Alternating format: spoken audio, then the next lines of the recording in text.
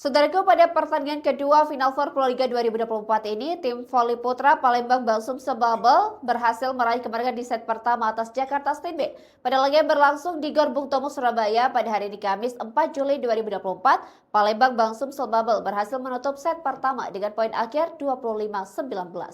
Pada awal jalannya pertandingan set pertama ini, kedua tim saling beradu dan kejar-kejaran poin. Poin yang didapatkan antara kedua tim tidak memiliki selisih yang begitu signifikan. Kini poin menunjukkan keunggulan untuk tim Jakarta Steinbeck dengan angka 5-7.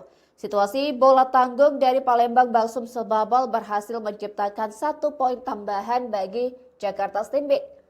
Farhan Halim maupun Dodi Haryono serta Jason Nathanael yang juga memperkuat tim Jakarta Steinbeck terlihat mengurangi jumlah bola error sehingga poin tidak berpindah kepada lawan.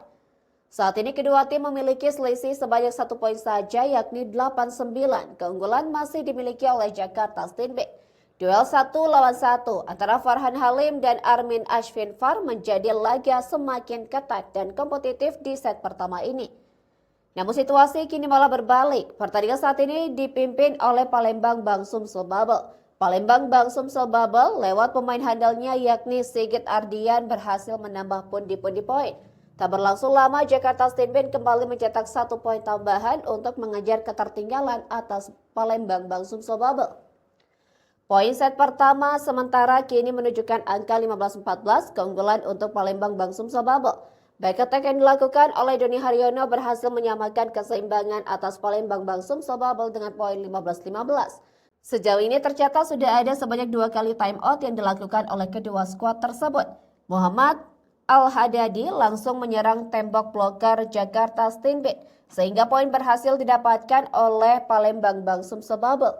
Tak berlangsung lama, Rifa Nurmulki, pemain Jakarta Steinbeck juga membalas dengan smash kerasnya hingga tercatat memiliki kecepatan hingga speed 93 km/jam.